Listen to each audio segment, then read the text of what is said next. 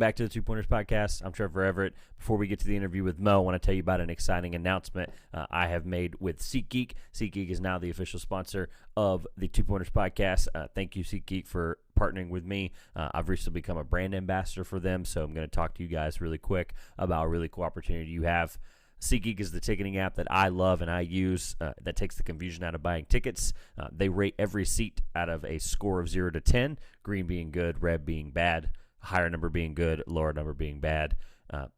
You are going to get an exclusive discount code 2Pointers, or the link in the top of the description to download the app and to be able to use that code on your first purchase on SeatGeek. I'm really, really excited. Again, that's code 2Pointers. Thank you guys for watching. Thank you guys for listening. I hope you guys enjoy the interview with Mo. I'm super excited to talk to my guest today, Maurice Ager, Michigan State guard from 2002 to 2006. Giving me a few minutes here today. He did lead the Spartans to the Final Four his junior year, led the Big Ten in scoring as a senior, and finished with over 1,500 career scoring points in college. Was a first-round pick in 2006 to the Mavs. Post-playing career, a little bit about Mo, began producing music and was considered for a Grammy. We'll talk about that in a minute. And then now created the Mo Ager Hoop School, which serves to develop young and up-and-coming basketball players worldwide. Ager has provided his program all over the world in areas including America, Canada, Spain, China, South America, Africa, and is currently in Vietnam. So pretty big reach there, Mr. Mo. First of all, thank you for spending some time with me. I appreciate it. Oh, man, thanks for having me, man. It's all good, dog. Thank you. All right, so I'm going to have to ask, just as a diehard college basketball fan growing up, I had to give a couple of my friends a little bit younger than me a little bit of schooling and let them know who you were. So give me the best Coach Izzo story. Obviously, you were a 4-year Spartan, so you've probably got a lot of things you can say about Coach Izzo. Unbelievable. At least I love him. I'm from North Carolina. I don't have any reason not to like Coach Izzo. So give me a really cool Coach Izzo story. The story that comes to mind first is something off the court, actually. You know what I'm saying? It was my sophomore year. And, I think it was I want to say the second semester or something like that. And we were really struggling, bro, as a team. I believe we just came out of the preseason. It might have been the first semester. And, guys were, struggling in school. You know what I'm saying? We were struggling. I think we lost like 4 or 5 preseason games or something like that. And Coach Izzo, he was really upset about it, man. A lot of guys was missing classes.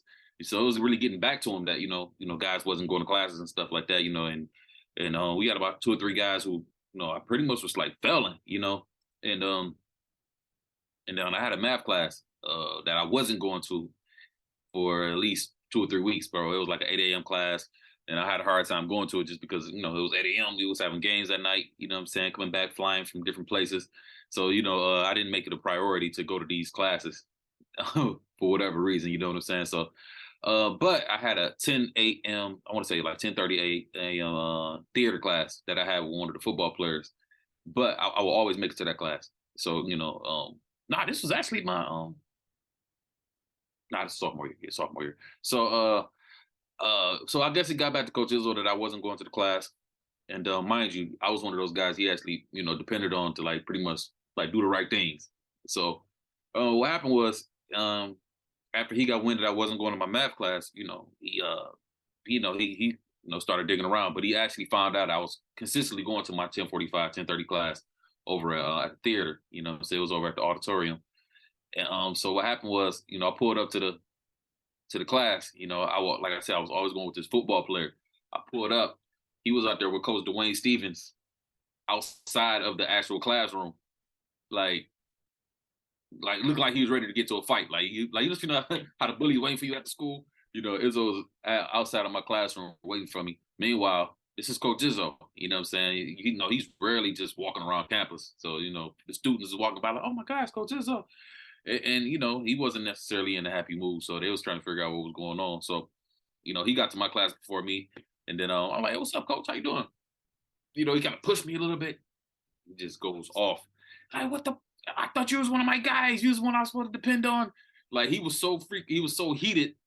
His eyes started watering up. He's like, you were my guy. He like everybody's missing class. I depended on you. You don't want them, and you're missing class too, and you're here with these bozo.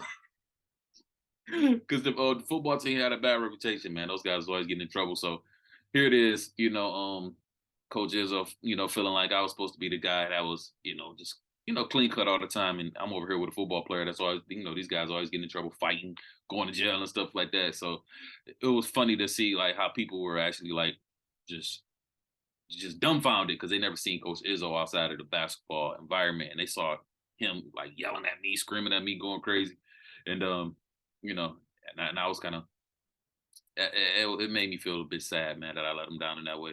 But no, that's a story that was that nobody ever really hear about too much outside of the basketball stuff. So yeah, that was the first story that came to mind. It's I love millions it. of them. Can't just be a leader on the court. Got to be a leader off the court too, especially in his case. Obviously, being a big presence on that campus now for what is it now, 25 years. That's I love that. I love the dedication on and off the court, holding you guys accountable.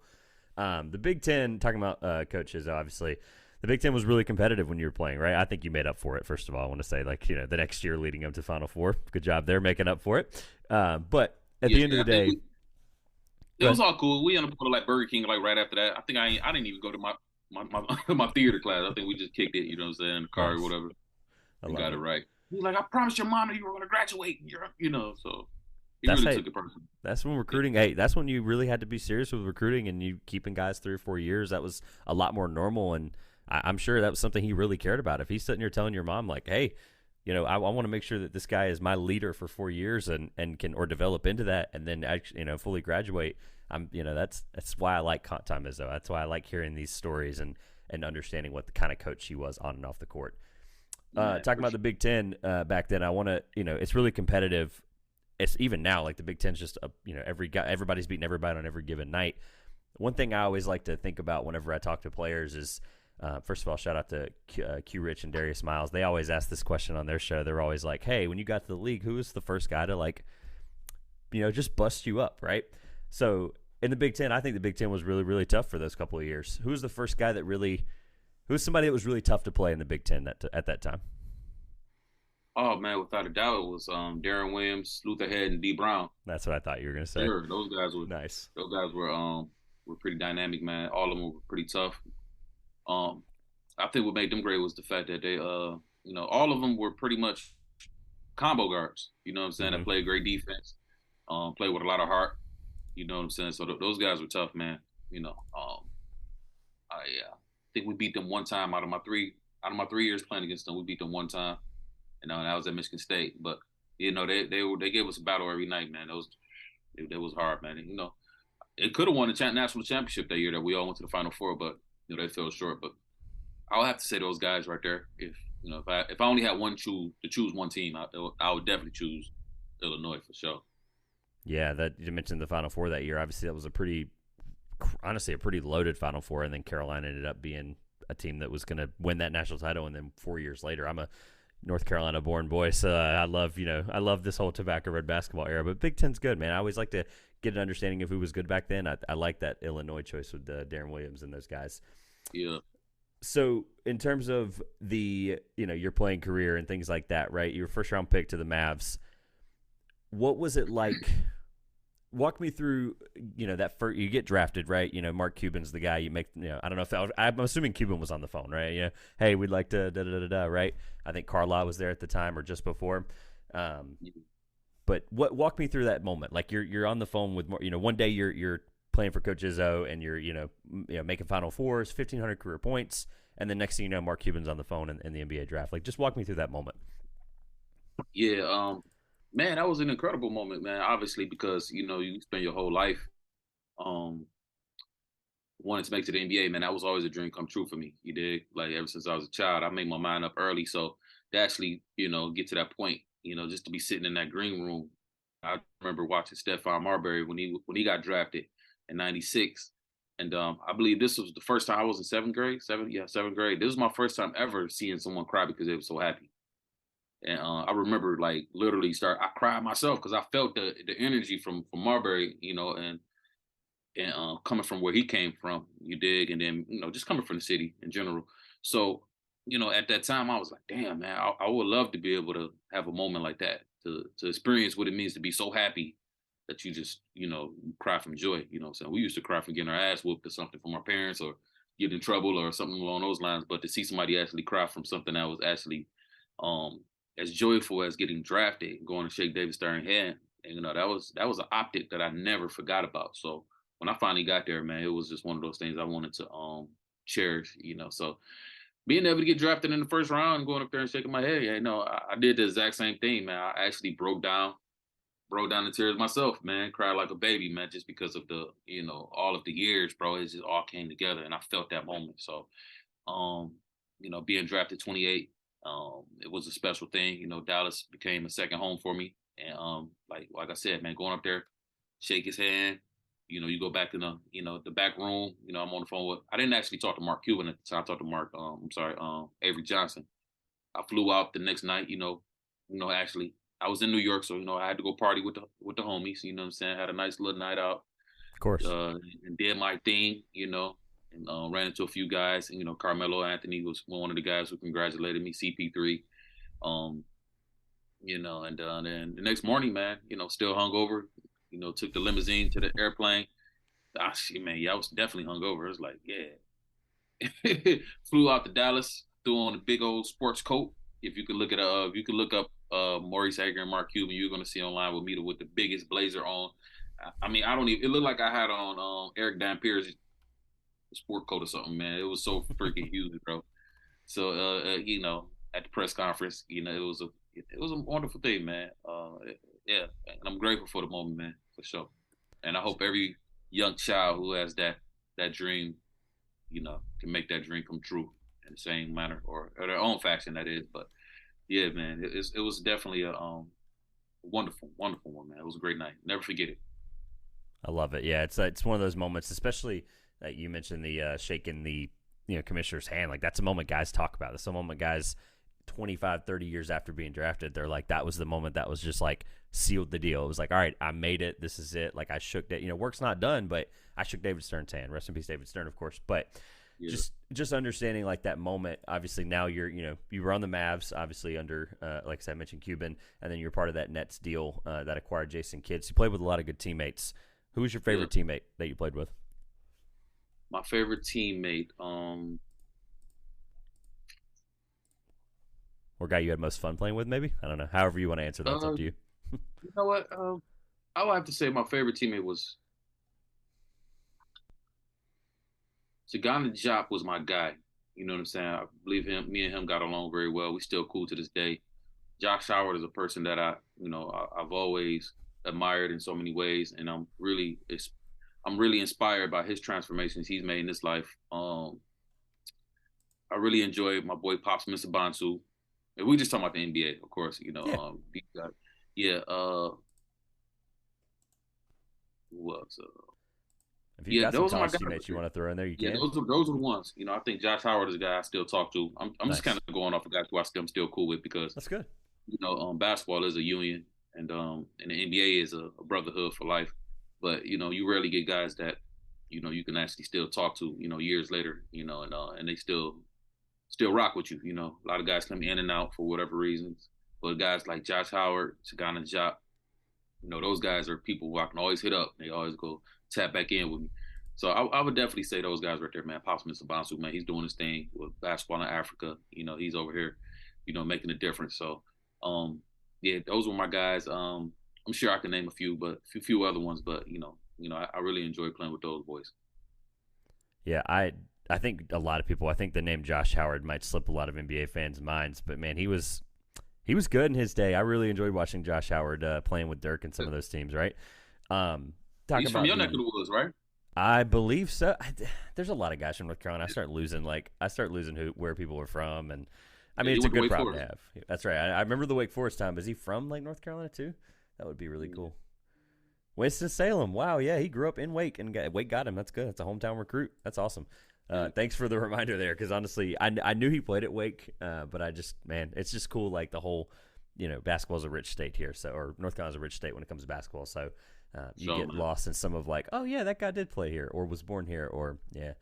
So you mentioned them, some of your teammates making a difference. Obviously, we'll talk. I'd like to, just pivot to that because that's something I wanted to talk about here. I had it towards the end, but I wanted to make sure we talked about. You mentioned you are making a difference as well, right? You mentioned, or I mentioned at the top, the hoop school that you created that's been featured in many countries, and you said you're from looking it up at least currently in Vietnam. So tell people about what's going on with that and how you're impacting the basketball community.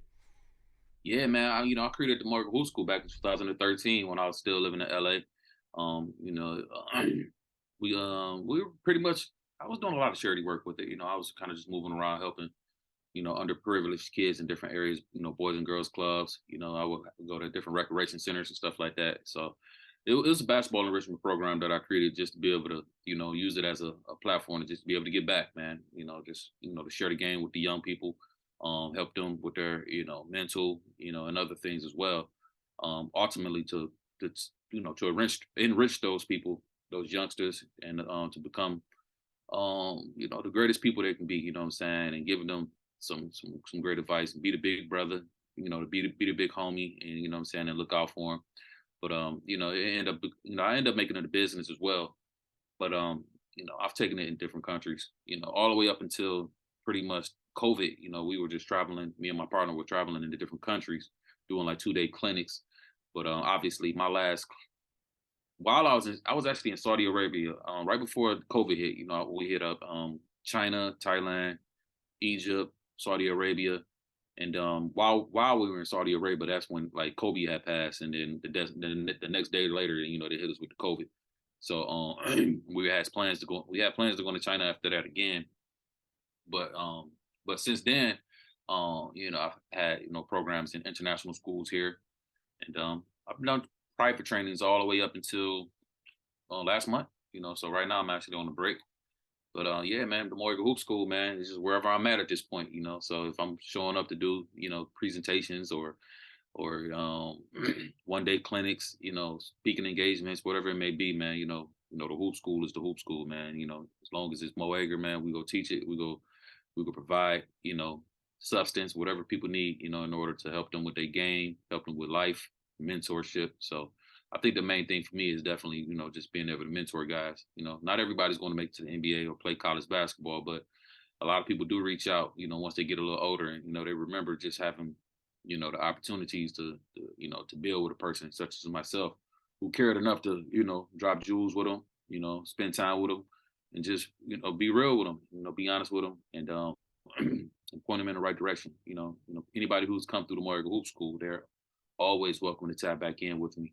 And, I'll give them as much as advice or whatever they need, what I'm saying? Help them. If I can't help them, I point them in the right direction. Either way, man, it's all about, just serving, giving back, and just keeping the balance here in this world.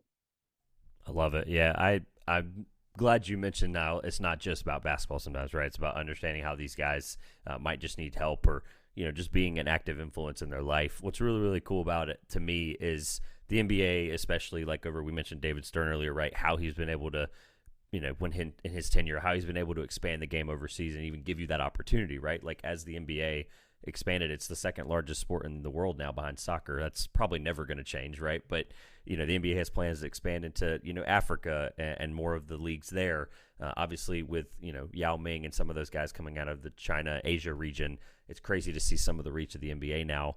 I guess tying that back to what you've done, what do you see? Where do you see the next step for not just the NBA but basketball expanding internationally? What's the next?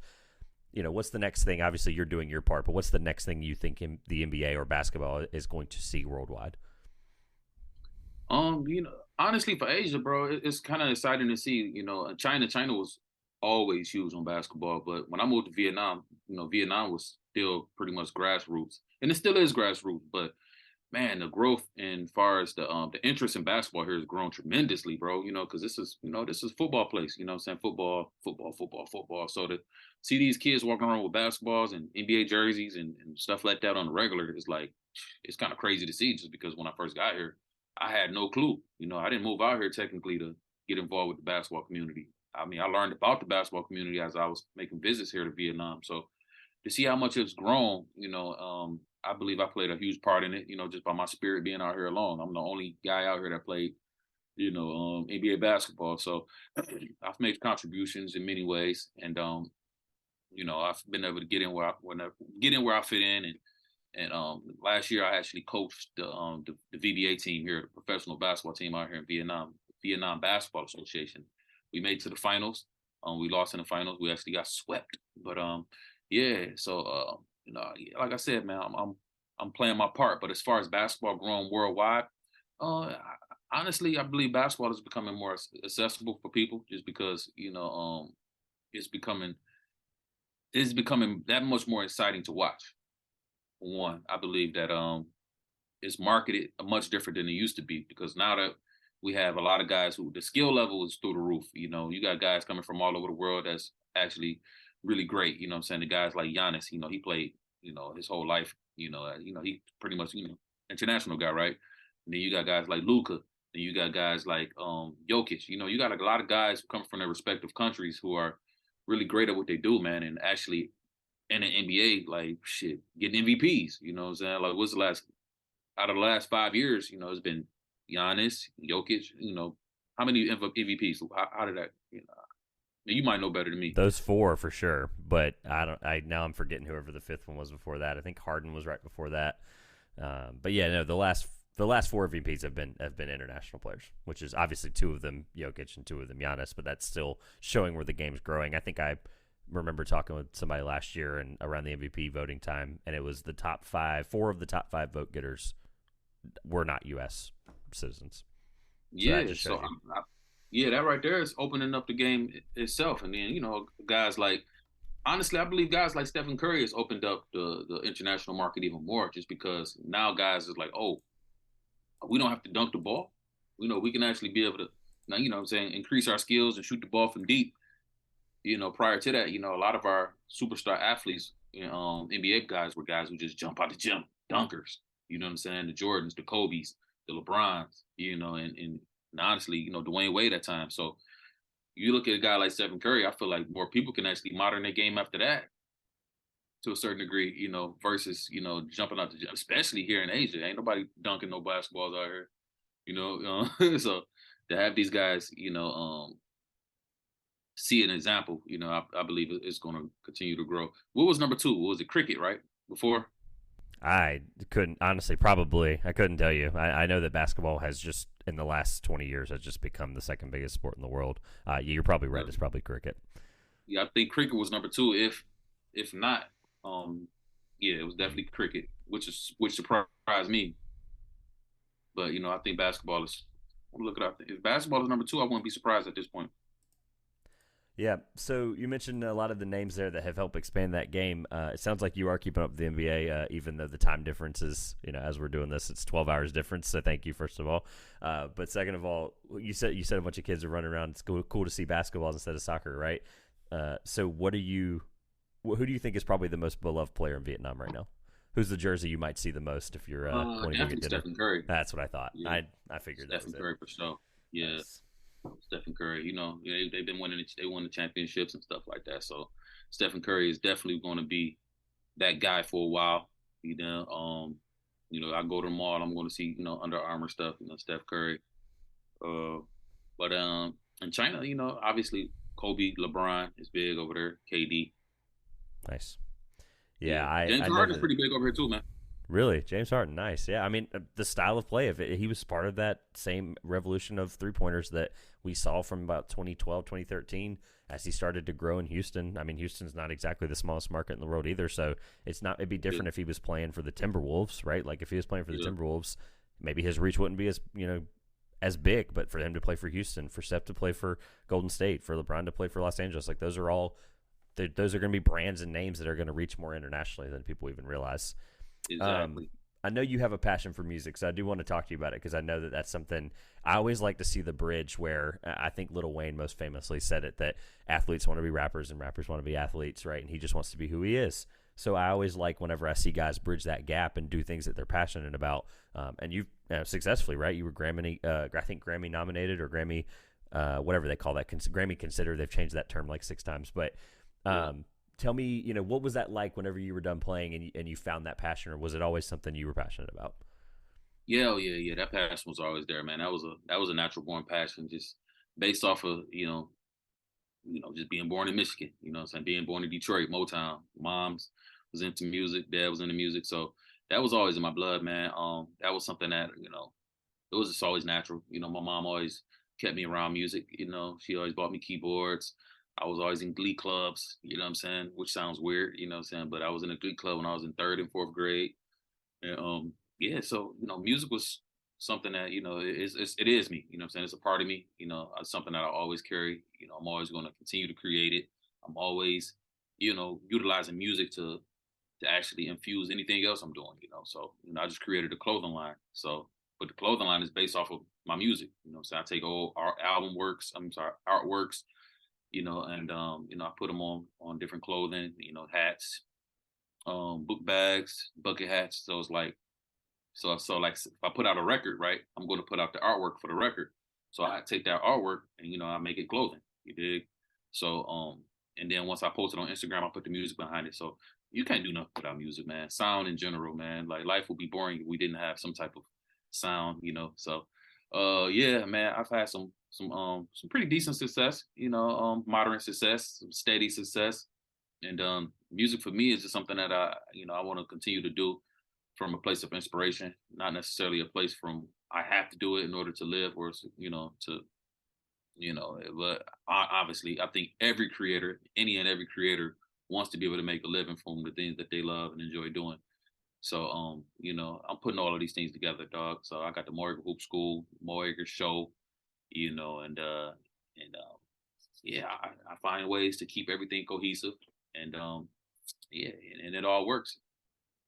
You mentioned the Detroit piece, man. I wasn't much of a basketball player growing up, but I did play. I always liked having Big Sean on everything I did, right? Like that was always the guy Yeah. for me listening. I think he's just become this underrated piece of rap for the last 15 years, honestly. Like it's crazy to think like he went 10 plus years without putting anything out, and then when he did, it was still a top streaming album. So I've always been a big fan of Big Sean. That's always been somebody that I've always supported more than people I know. So in Mm-hmm. terms of basketball, I forgot to ask this. I always want. I hate that I pivoted away from it, but I do want to ask. I said it sounds like you're keeping up with the NBA, and then I'll ask you a little bit. We always ask every guest here, who you think is going to win the NBA championship, but who you think is going to win the Final Four or the tournament in college basketball. I'll end with that. But before I do, I forgot to ask this after the Coach Izzo stuff, and I really regret this. I wanted to make sure if I had the chance to ask you, what was it like dunking all over JJ Redick as a guy who grew up not liking Duke? Me and growing up hating, just like that whole thing. I hate Christian Laettner and the JJ Redick stuff, and JJ Redick was the guy you always hit. What was it like? I mean, bro, you could have ended his college career with that dunk. I mean, like, that might have been just this thing he never came back from. I'm just kidding, obviously, but no. What was it like dunking all over? Probably the biggest. Honestly, he was 2-time Player of the Year. That was probably one of the biggest guys of that era. So, what was that like? Uh, Honestly, it was amazing for the most part, just because of the ups and downs we had that year. We played them earlier in the season at Cameron, and they beat us pretty good. And so the media, they was talking pretty bad about us, man. So once we got a chance to play them again at the in the NCAA finals, they were calling us scared. They said we were like deers in the headlight whenever we went down. They was talking real bad about us. So for us to win that game, and for me to dunk on JJ at that time, it was kind of like, it wasn't more so, I wasn't really tripping on JJ was actually my friend at the time. You know what I'm saying? We still cool. You know what I'm saying? He still talks about that on his podcast, which is crazy. Somebody actually sent me a link the other day. It was like, yo, JJ was mentioned you about how you Nice. dunked on him and stuff like that. I know Draymond Green was on his podcast. They talked about it, but it wasn't me dunking on JJ. It was more so me just dunking on the media. You know what I'm saying? It was dunking Nice. on the whole aspect that, Duke had our number, which they do. Let's be clear. Duke is, the Duke is Duke. Like, love them or hate them. So it was more so just dunking on the whole world. You know what I'm saying? Anybody who doubted us at that time, and then when it happened, I didn't know who was there. You know what I'm saying? I found out later on it was JJ. You know what I'm saying? So I love it. um, it was good. It was a great moment, bro. It was one of those moments where it followed me throughout my life. Still here. People talk about it every single year, and even he talks about it. But nonetheless, man, I would like to say one thing about JJ is the fact that I'm loving how he transformed himself. Not only now, Absolutely. but I watched JJ make a transformation at a very pivotal time in his life. I don't know if anyone noticed it, but it was times where he was a little bit overweight. He seemed like he wasn't taking life as serious.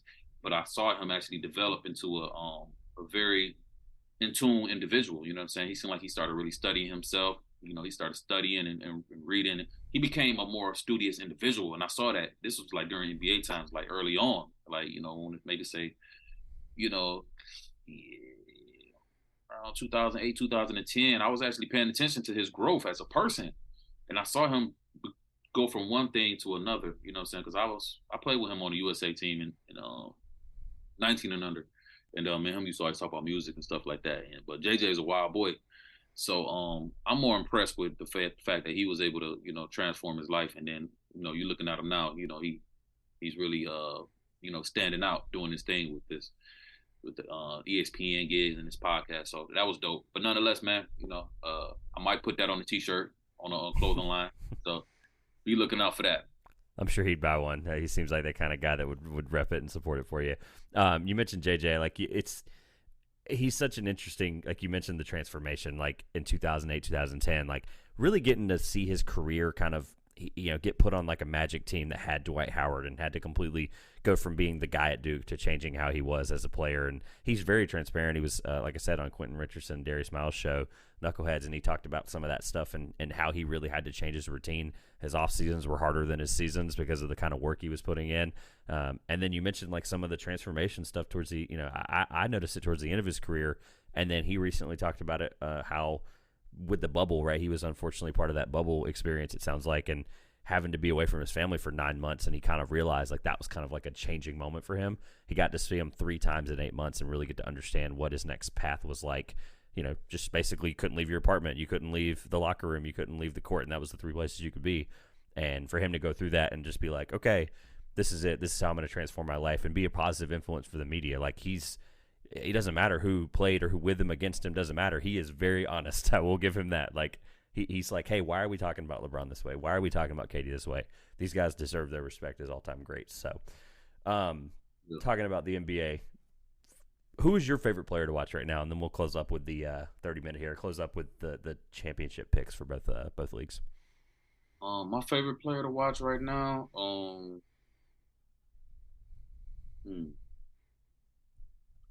I enjoy Ja Morant. Nice. I think that sometimes all the dancing is a bit corny sometimes, but I enjoy him as a ball player. I love his mentality. I love the way he's actually attacking guys. I enjoy watching Kyrie. I enjoy KD. I enjoy watching LeBron still dominate at this stage in his career. I enjoy who else?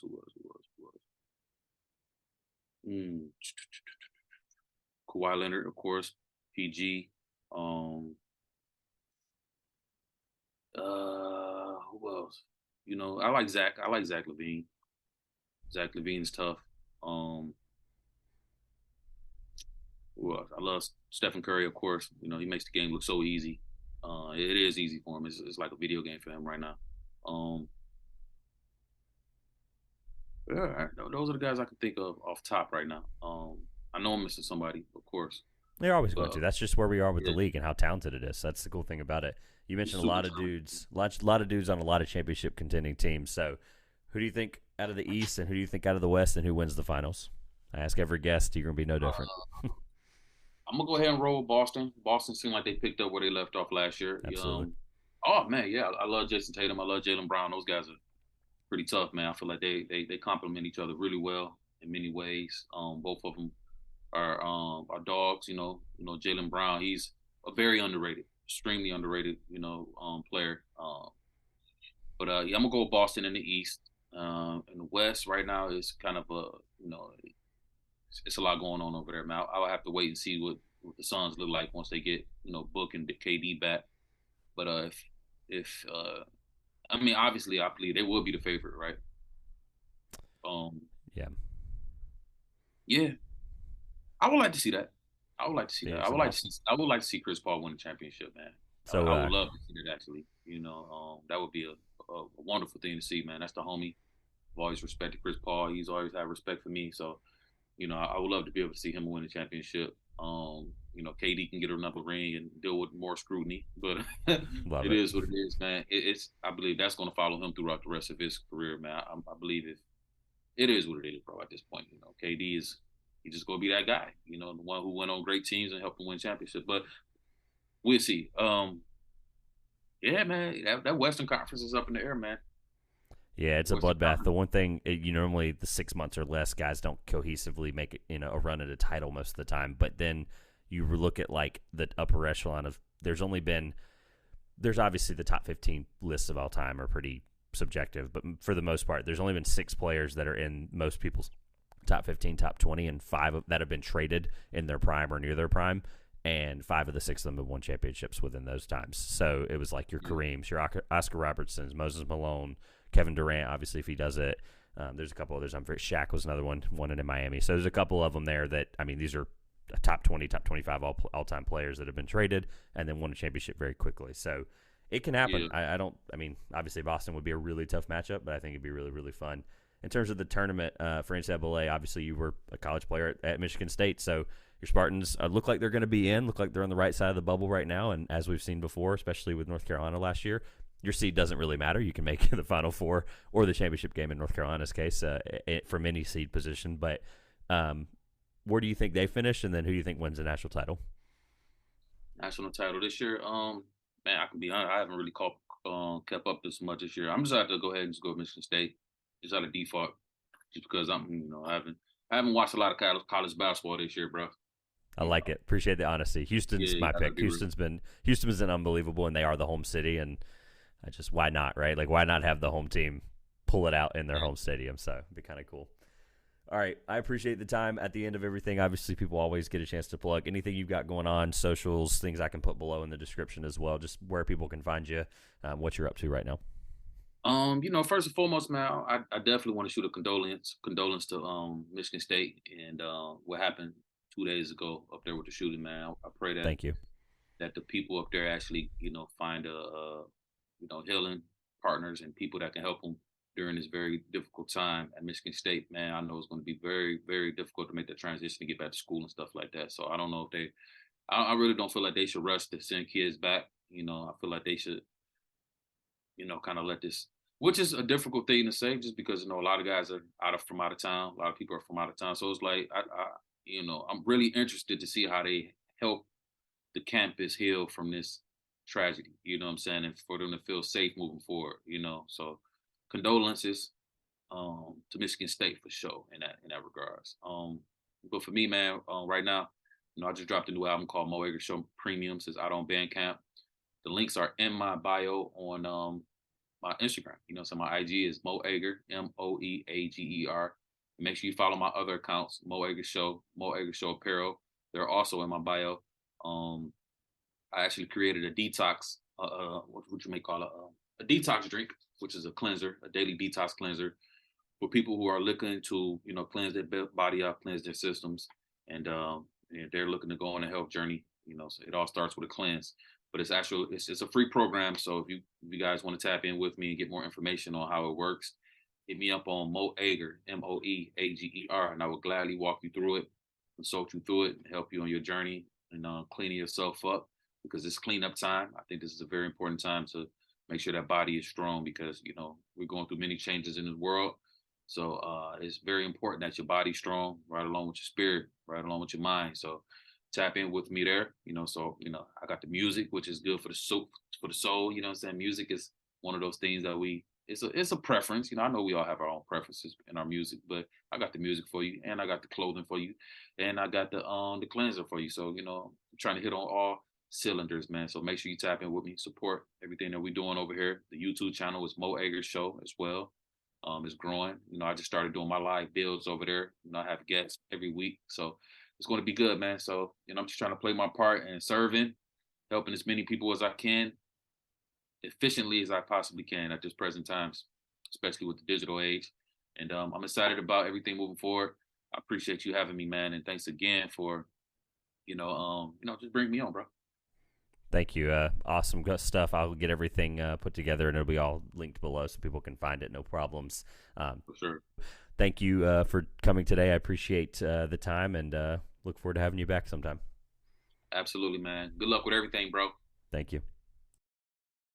Thank you to Mo for the interview, talking a lot of really good things with Coach Izzo, his basketball playing career, music producing, what he's doing now charitably over in Vietnam. Again, shout out to Mo for coming on, spending a few minutes with me, even a little longer than we had talked about. So at the end of this episode here, I'm going to talk to you guys about my Sweet 16 potential picks, or just who I think is going to make the Sweet 16 and some of the major conferences in college basketball. Figured I'd stick with the college basketball theme after talking to a college basketball legend. I'm going alphabetically based on the ESPN's college basketball standings, but I'll give you guys who I think has the Sweet 16 potential from a lot of the major conferences. I'm going to just pick the conferences that I think it makes the most sense to talk about. Like the A-Sun, for example. I think Liberty, led by Darius McGee, I think can absolutely make it, but it's going to be tough because it depending on where they are in the standings and who they end up matching up with. Obviously, they're going to have to win their conference. Don't get me wrong, I do think in the A-Sun that Liberty can win, but and make the Sweet 16, but it will take a little bit of falling together here. The American East, right now, Vermont leads the conference there at 9-2, so nobody there worth at least mentioning Sweet 16 potential. In the American is where it starts to get fun. I think Houston has the biggest potential. Obviously, I picked Houston to win the national title over the last couple of weeks. Well, actually over a month now. I do think Houston has the best chance in the American to make the Sweet 16. I think Tulane does, but I think it is going to be tough because of the style that they play. They also don't have any major wins against top 25 type opponents, so we haven't seen that yet from Tulane. So I don't know. It's a tough conference. Obviously, I think if they win and make it to the championship game of the American, I do think that they get in. Regardless, I think they're on the right side of the bubble right now. But I do think Tulane, Houston for sure, Tulane I think does have a chance to make the Sweet 16 in that conference. I don't think there's anyone else, unfortunately. In the A-10, the A-10 has been kind of up and down and weird this year, but I'm going to pick Dayton as my Sweet 16. By the way, there will be multiple, just haven't gotten to any conferences that I think have multiple. That's nothing against VCU. I just believe in Dayton and the leadership and the ability of Deron Holmes. I do believe that Dayton has a team and a roster built to make the Sweet 16. The A-10, obviously VCU, like I said, I could definitely see, but Dayton would be my pick out of the A-10 right now. The ACC, oh, how fun, right? A conference that historically has been very, very good. As of right now, it's not. Obviously, you've got your bottom feeder teams there like Louisville, Georgia Tech, Notre Dame, etc. I think anybody from Wake up, so Wake, Duke, NC State, Clemson, Miami, Virginia, and Pitt can all make the Sweet 16, but I'm going to give you my realistic picks. Obviously, I think Pitt has proven it for long enough now. They're 12-3 in conference play, 19-7 overall. I do think Pitt has the potential to make the Sweet 16. Virginia, defensively, they continued to be a monster. They held the ACC's highest scoring team at the time at NC State, who averaged 79.5 points per game, held them to 50 in Charlottesville, so that's obviously a very defensive prowess team. Miami, I got to see live in Chapel Hill the other night, Monday. Number 15 Miami came into Chapel Hill, and despite some crazy calls on either direction, and despite some inconsistent shooting from North Carolina, I guess as we'll call it politely, but Miami did go in there and get a big win, and then they throttled Duke in Miami. So Miami is capable of going back to the Sweet 16. Last year they were an Elite 8 team. Clemson, I do not think is, unfortunately. I think they're having too much health problems down the stretch. They're not rebounding well. I don't think that they're a team. I think their record is a little bit better than it shows. NC State at 10-6, I do believe is a Sweet 16 team. I've talked about them plenty as a homer, but NC State is built with really good experienced guards, and March do win games in March Madness, so I think that's very, very important. And I do think Wake Forest is the other team that has potential. Again, really, really good guard play. They are going to have to shoot really, really well, just like they have in the last couple of months. That is the team that keeps themselves in when they're making the three ball. And no, I do not think Duke has Sweet 16 potential. All right, going down into the Big 12, the team that is an absolute slaughterfest. Texas Tech got a big win at home against Texas the other night. Don't think that matters for them. That's 3-10 in the conference. Texas Tech, Oklahoma, West Virginia are all not making the tournament, in my opinion. But from there up, TCU, Oklahoma State, Kansas State, Iowa State, Baylor, Texas, and Kansas are all in the tournament. I think TCU has Sweet 16 potential. I think Kansas State, Iowa State, Baylor, Texas, and Kansas all have Sweet 16 potential because of the just grueling schedule they've had to endure in the Big 12 and some of the talent there, as well as just the way the teams are built. Obviously, Kansas is just completely talented and reloaded just like last year, and then every other team in that conference has some type of lead guard that's going to help them make that Sweet 16 type run. I do think Kansas, Texas, Baylor, Iowa State, Kansas State, and TCU. I'm out on Oklahoma State as of right now. The Big East. The Big East is next. We're going to keep rolling. The Big East is going to be made up of, right now in the tournament, Marquette, Xavier, Providence, Creighton, and then out after that is Seton Hall, UConn. Does UConn? I guess UConn does get in right now, right? I guess Seton Hall would have to know. 9-7 in conference, just ahead of UConn. You guys' top 20 team. Jeez, this is kind of a cluster. I think Marquette, I think it's just based on my predictions alone. I think Marquette is definitely a Sweet 16 team. Xavier definitely is. Providence has shown me all year. They've continued to be consistent, that they're good. Creighton can beat anybody on any given night. And I'm going to give it to UConn. I'm going to have 1, 2, 3, 4, and 5 tournament teams, regardless of what Seton Hall does. I do think those 5 teams can make the NCAA tournament and make the Sweet 16. In the Big Sky, I don't particularly have any team right now. It's led by Eastern Washington, so unfortunately for the Big Sky, that's not going to happen. The Big South, I think UNC Asheville, it's a long shot, don't get me wrong, but it's my preseason pick out of the Big South. Made that a couple months ago. Very proud of UNC Asheville and Drew Pembroke and all of those guys, or Drew Pembroke, all of those guys. So UNC Asheville's been a really, really good team in the Big South, winning consistently, 12-2 in conference, 20-7 overall.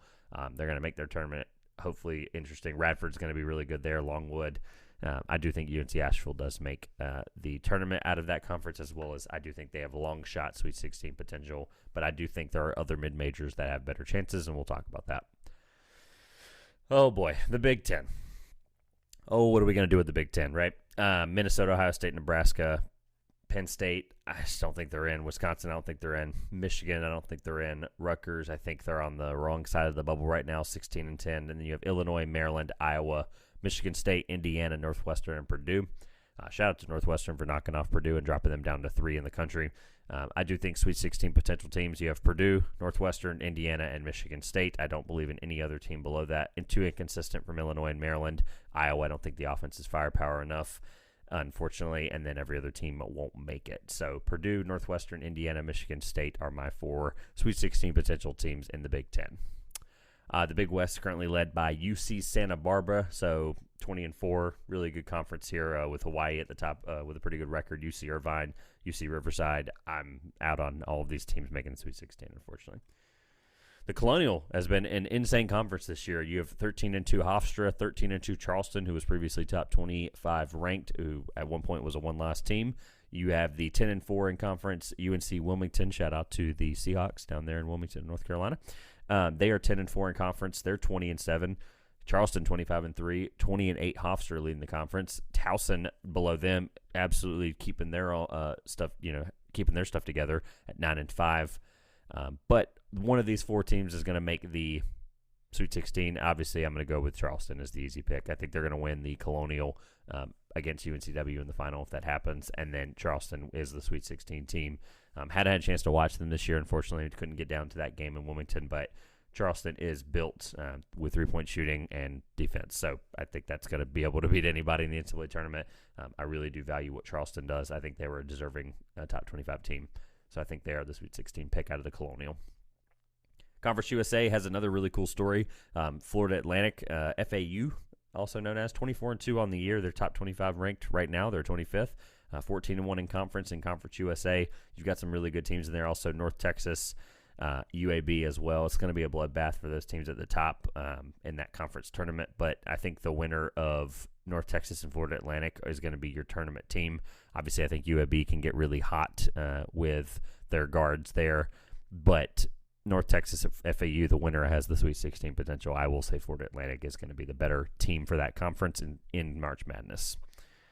Going on to the Horizon League, nobody really worth. Youngstown State has had a good year, 20-7. I don't particularly see any of them being Sweet 16 potential teams. Youngstown State probably gets a 15. Unfortunately, not that they can't win that game, but not a team I'm really worried about. Nobody in the Ivy League this year, unfortunately. Shout out to Yale, Princeton, and Penn for their top of the conference there. The MAC or the Metro Atlantic, you have the Ryder, Iona, Siena, top of that conference. Those are the three best teams without a doubt. I am going to pick Iona. I do think they're going to get healthy at the right time, led by, whether you like him or not, Rick Pitino, one of the best coaches in college basketball. They are due after last year falling short of that, making the tournament. I do think Iona is going to be the scary team out of the Metro or the MAC, whatever you want to call it. The other MAC, Mid-American Conference, Kent State, not even a question. That's the answer. Kent State 21-5. That's no disrespect to Toledo, who's 20-5 or 20-6, excuse me. But Kent State tied with Toledo 11-2 in their conference. Kent State is built like a tournament team. Shout out to Ryan Hammer for the really good video on TikTok and other social media platforms about Kent State that came out yesterday. Mid-Eastern, no team worth really mentioning there. Unfortunately, Howard is leading the conference 8-1, 16-10 overall. Nobody worth mentioning there. Drake is my team because of Tucker DeVries. Tucker DeVries has had an unbelievable year. He's looked like an NBA prospect. Don't get me wrong. Coleman Bradley has looked really good also in their conference at 12-4, tied with Drake. But I think Drake has the guy. Sometimes you just need a guy like Tucker DeVries, and I do think he's going to, if they make it to the Sweet 16, he's going to be the one that carries them there, has a really, really good run, versatile two-way player. I do think Drake is the team out of the Missouri Valley Conference. Oh, the Mountain West, the team that keeps Ryan Hammer and I up at night. Obviously, you have your bottom teams, Wyoming, Colorado State, Air Force, UNLV, Fresno State, New Mexico. All of them they're not considered for this conversation. You've Utah State, Boise State, Nevada, and San Diego State. I'm going to clearly say San Diego State is going to be the Sweet 16 best team there, but I also think Nevada has the potential. They are a really, really good offensive team and can beat just about anybody in this conference, like they have 10-3 in conference play. Boise State, I think defensively is really, really good, but I'm going to go with San Diego State. The Northeast Conference, shout out to Mary Mack. Otherwise, no one there worth mentioning. The Ohio Valley Conference has Morehead State, but they're 17-10, 10-4 in conference. I'm going to go with them as the leader in that conference. UT Martin has a chance, depending on who they match up with in their conference tournament, but nobody really worth mentioning in terms of Sweet 16 potential.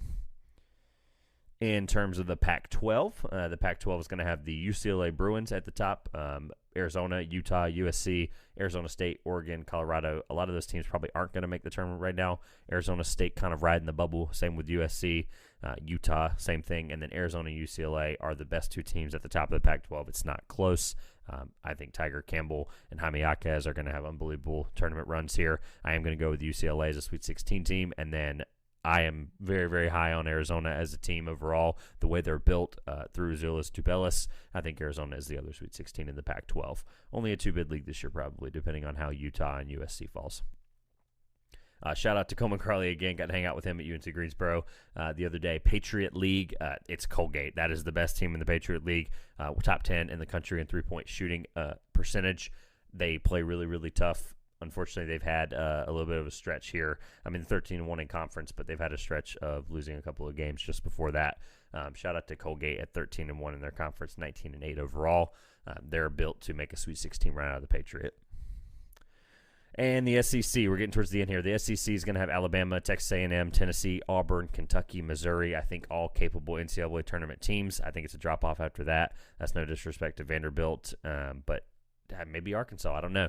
6-6. They're 6-6. They're gonna have to close the year really, really good. 17-8 overall. I do think Arkansas has Sweet 16 potential. They're completely talented. We know that with Nick Smith Jr. just coming back now, and a lot of their guys there playing into their roles. Ricky Council Jr.